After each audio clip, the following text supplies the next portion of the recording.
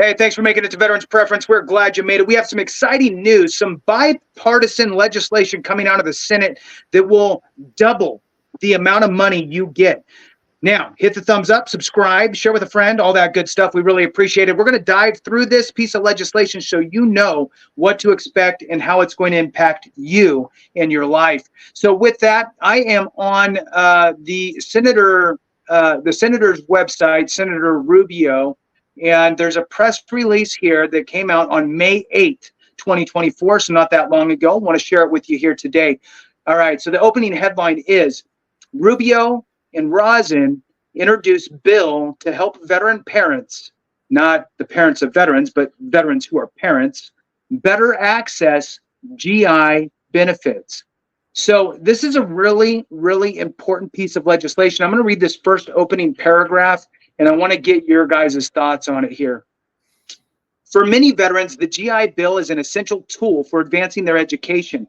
With the current system, veteran parents who pursue their education online in order to attend to their family obligations. So you're going to school online because you want to be able to be there for your family. So you're doing it online. Are only eligible for half of the GI Bill's available housing benefits. This requirement often forces parents to choose between attending in-person classes to receive the full benefits or stay home with their children. This equates to veterans receiving half of the benefits they would have received if they were attending class in person.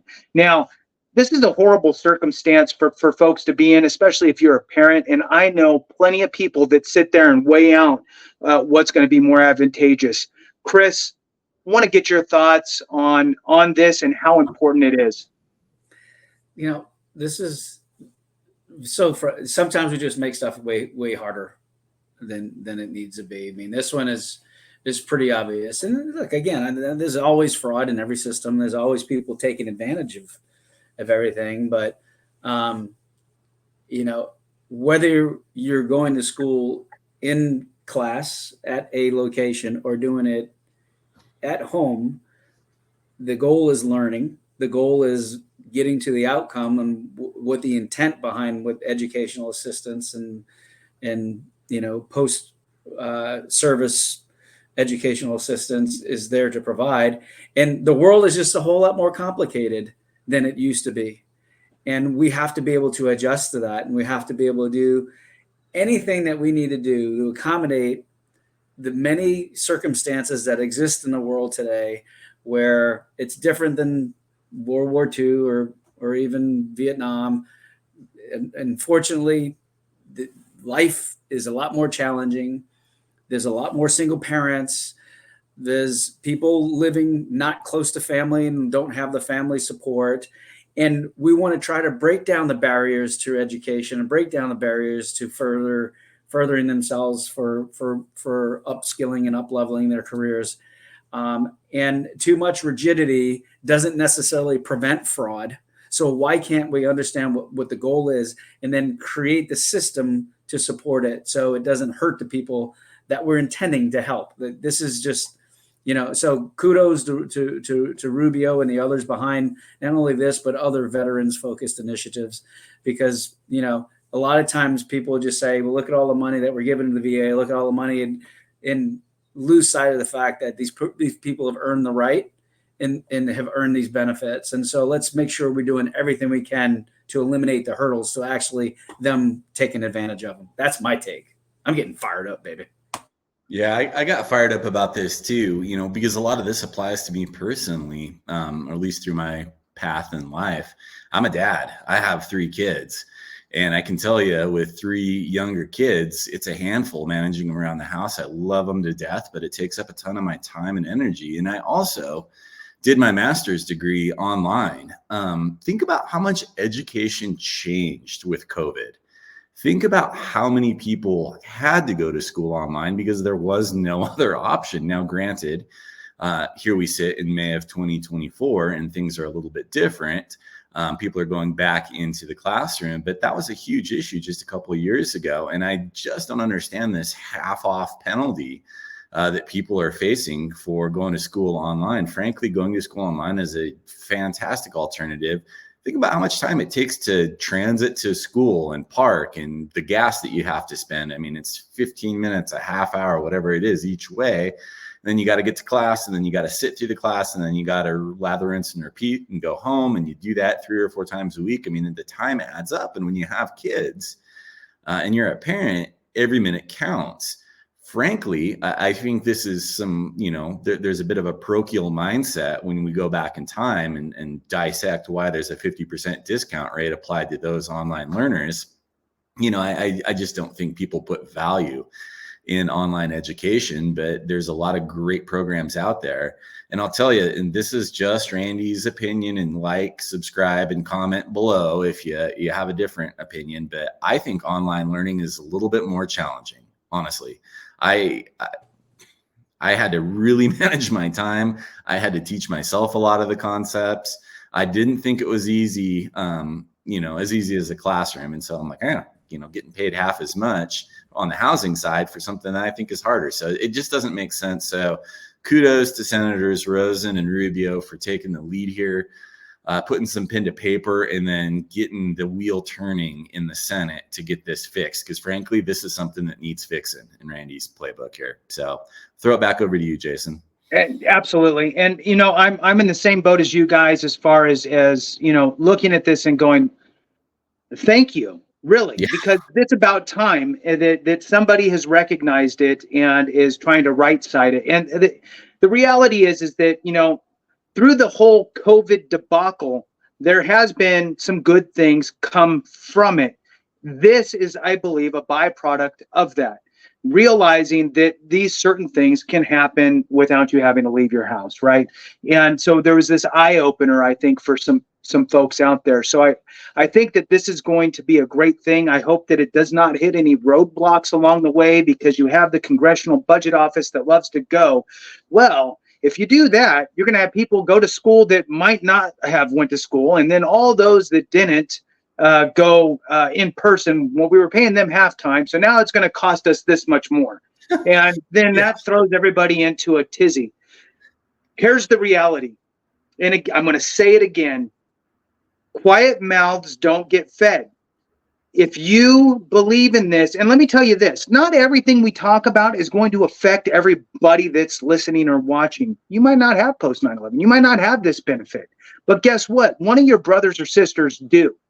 And one of your children who's coming out of the military will. Every benefit that we enjoy today was on the back of another veteran who helped pave the way. It's up to us to help continuing paving that road for all those that come behind us. Now, here we are on this specific issue. Reach out to your congressional elected officials, both on the House and Senate side, and let them know that you support the Education Flexibility for Veteran Parents Act. You can do it. Look, pick your flavor. You don't like people, you don't want to see anybody, send them an email. You want to talk to somebody, but you don't want to go there, call them. You want to see somebody in person, show up. You want to talk to your congressional member, schedule an appointment. A lot of times they'll make room for you. You just might have to wait longer. But pick your flavor and be a voice. Chris, it looks like you want to jump out of your seat. Oh man, I like this just I'm getting more and more fired up. I mean, look, I got kids. I'm in California. I got kids all over my neighborhood who are now home because the school shut down because of protests, and they're learning, and some of them are graduating virtually. You're not going to now. How do you handle those situations? So this whole idea of virtual learning requiring less than in class. I mean, I would always prefer to be in class, but I'm with Randy. Virtual learning is harder.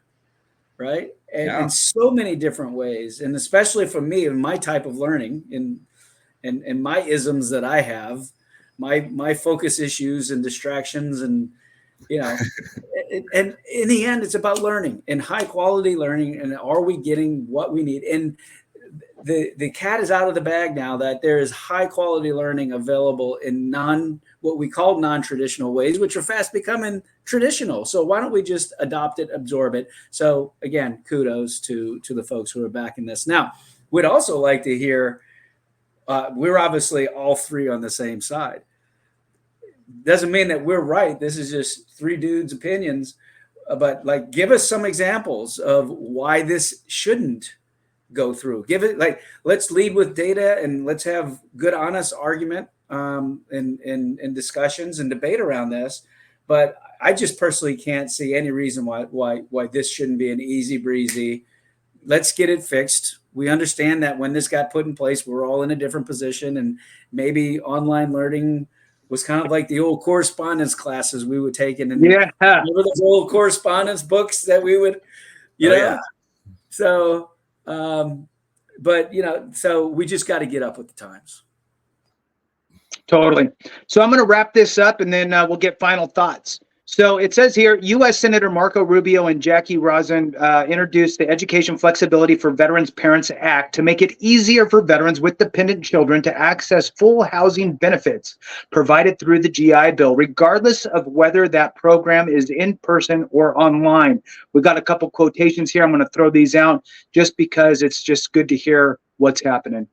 Ensuring our veterans' parents can access their GI Bill benefits without sacrificing their parental duties is not just a matter of fairness, but of honoring their sacrifices. The Education Flexibility for Veterans Parents Act seeks to remove unnecessary barriers while recognizing education shouldn't be a privilege that conflicts with parenthood, but a right that empowers both. So articulate. I love that quote. That's a great one, and thank you to Senator Rubio. Next one, we should not force veterans who are parents to choose between pursuing higher education and taking care of their family. I'm helping introduce this bipartisan bill to make sure veterans who have dependents can receive their full housing stipend, even if they pursue full-time online education. Our nation has a responsibility to ensure the men and women who served in uniform get the benefits they need to transition back to civilian life. And that's Senator Rosen. And thank you so much. We appreciate your support immensely. With that, I'm going to kick it to you, Randy. What are your final thoughts on this? Final thought, it's bipartisan. Wherever you land out there in YouTube on the political sphere, be it Democrat, Republican, Libertarian, somewhere in between, I think this bill makes sense. I think it's something that's an easy, I support. And so I would encourage you, like Jason said earlier in the video, to reach out to your elected representatives, give them a call, write them a letter, write them an email, whatever it may be, and put your voice behind this. So that's my take. Down to you, Chris.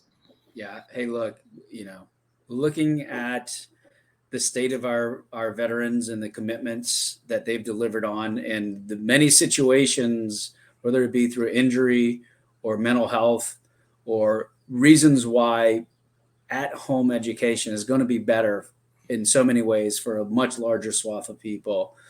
Again, any way you look at this is something that you got to take action on. Let's make sure that we don't leave our folks behind.